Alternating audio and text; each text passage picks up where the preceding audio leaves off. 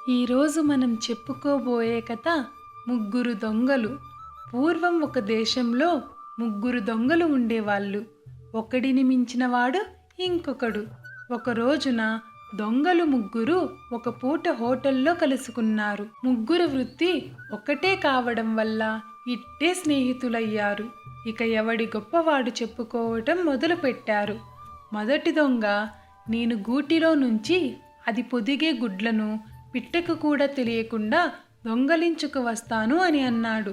రెండవ దొంగ, మనుషులు రోడ్డు మీద నడుస్తున్నప్పుడు వాళ్ళ చెప్పులకు అడుగున ఉండే అట్టలను కోసుకొని రాగలను అని అన్నాడు.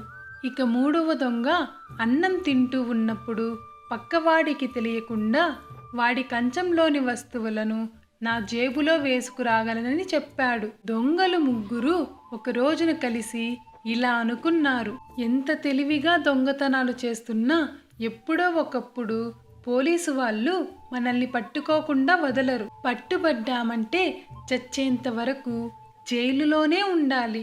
మన తెలివి ఉపయోగించి రాజు దగ్గర ఉన్న ఏవైనా ఉద్యోగాలు సంపాదించుకుంటే ఈ అవస్థ ఉండదు. ఇలా అనుకొని దొంగలు ముగ్గురు రాజుగారి నగరానికి ప్రయాణమై వెళ్ళారు. రాజధాని చేరి దొంగలు ఒక సత్రంలో దిగారు. రాజును చూడాలంటే ఉత్త చేతులతో వెళ్ళకూడదు. అందుకోసం రేపు మధ్యాహ్నం లోపల ముగ్గురం 3 విలువైన వస్తువుల్ని సంపాదించుకొని రావాలి. అలా అనుకుని బయలుదేరారు. మొదటి దొంగ రాజుగారి తోటలో ప్రవేశించాడు. రాజుగారు ఎంతో ముద్దుగా పెంచుకుంటున్న నెమలి ఒకటి ఆ తోటలో ఉంది. నెమలి గుడ్లును పొదుగుతూ ఉండటం చూసి దొంగ వాటిని జేబులో వేసుకుని వచ్చేశాడు. నెమలి గుడ్లు పోయినట్టుగా రాజుకు తెలిసింది. తోట కాపలాదారుల మీద ఎంతో కోపం వచ్చింది.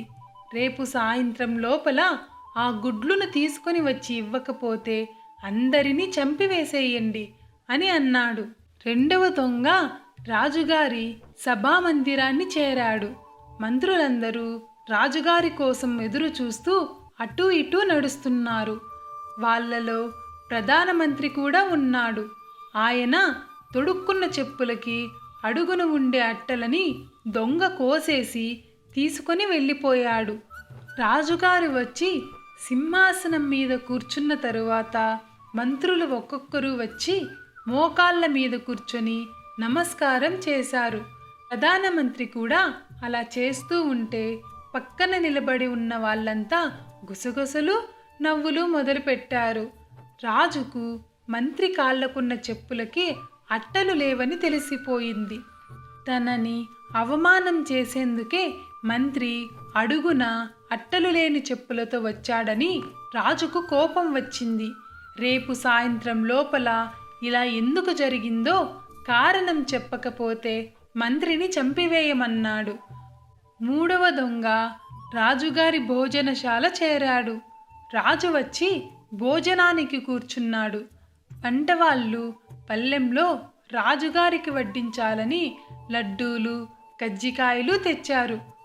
దొంగ ఎవ్వరికీ తెలియకుండా వాటిల్లో 3 వంతులు తన జేబుల్లో వేసుకుని వచ్చేశాడు. రాజుకి ఆకలి దహించుకుపోతుంది. వంటవాళ్ళని వడ్డించమంటే పల్లెంలో ఏమీ లేవు. వంటవాళ్ళంతా తన కడుపు మాడుస్తున్నారని రాజుకు కోపం వచ్చింది. రేపు సాయంత్రానికి వంటవాళ్ళందరినీ చంపివేయండి అని అన్నాడు. మరునాడు మధ్యాహ్నం రాజు సభకి వచ్చాడు. మన దొంగలు ముగ్గురు తాము దొంగలించిన వస్తువులు తీసుకొచ్చారు. రాజు, నిన్న కాపలాదారుల అశ్రద్ధ వలన తోటలో ఉన్న నెమలిగుడ్లు కాస్త పోయినాయి. ప్రధానమంత్రి చెప్పులకి అడుగున అట్టలు లేకుండా సభకు వచ్చాడు. వంటవాళ్ళు నాకు సరిపడే అన్ని పిండి వంటలు చెయ్యలేదు. అందువల్ల వీళ్ళందరినీ ఈరోజు సాయంత్రం చంపివేయమని ఆజ్ఞాపించాను. నిన్న ఇలా జరగడానికి కారణాలు ఉండాలి. అవి నాకు తెలియజేసిన వాళ్ళకి గొప్ప బహుమానం ఇస్తాను. ప్రధానమంత్రి మిగిలిన వాళ్ళకి శిక్ష లేకుండా చేస్తాను అని అన్నాడు.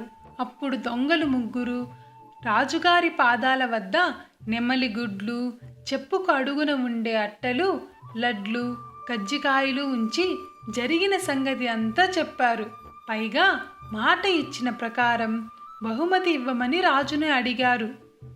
దొంగల సాహసానికి రాజుకు ఎంతో ఆశ్చర్యం వేసి, మాట ఇచ్చిన ప్రకారం బహుమానం ఇవ్వడానికి నాకేం అభ్యంతరం లేదు. మీరు చేసిన పనికి న్యాయం ప్రకారం మిమ్మల్ని శిక్షించాల్సి ఉంటుంది. కానీ నేను చెప్పే పని మీరు ఒకటి చేస్తే మిమ్మల్ని క్షమించి బహుమానం ఇవ్వటమే కాకుండా పెద్ద ఉద్యోగాలు కూడా ఇస్తాను అని చెప్పాడు.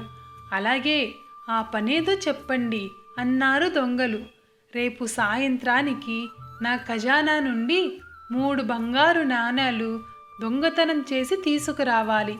అలా తీసుకురాకపోతే మీ తలలు ఖండిస్తాను అని అన్నాడు రాజు. దొంగలు వాళ్ళల్లో వాళ్ళు మాట్లాడుకొని రాజుతో, అలాగే కానీ మేము తెచ్చే 3 బంగారు నాణేలు మీ ఖజానా నుంచే తెచ్చామని మీకు నమ్మకం కలగకపోవచ్చు. అందువల్ల మొత్తం ఎన్ని బంగారు నాణేలు ఉన్నాయో లెక్క పెట్టి ఉంచండి. మేము రేపు బంగారు నాణేలు తెచ్చి ఇచ్చాక 3 బంగారు నాణేలు మొత్తంలో తగ్గి ఉన్నట్టు అయితే మీరు తేలిగ్గా దొంగతనం జరిగింది అని నమ్మవచ్చు అని అన్నారు. రాజు సరేనని ఖజానా అధికారితో సాయంత్రం లోపల ఖజానా అన్ని లెక్కపెట్టి ఉంచమన్నాడు. రాజుగారి ఖజానాలో సంచుల కొద్దీ బంగారు నాణేలున్నాయి. అన్ని లెక్క పెట్టడం ఒక్కడి వల్ల అయ్యే పని కాదు.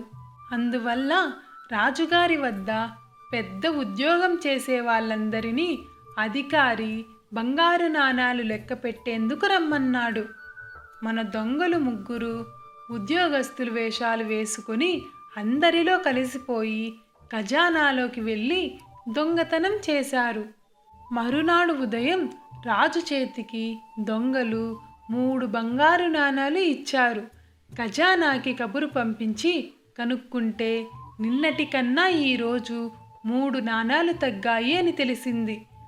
రాజు సంతోషించి దొంగలు 3కి పెద్ద పెద్ద బహుమతులు ఇవ్వటమే కాకుండా ఉద్యోగాలు కూడా ఇచ్చాడు.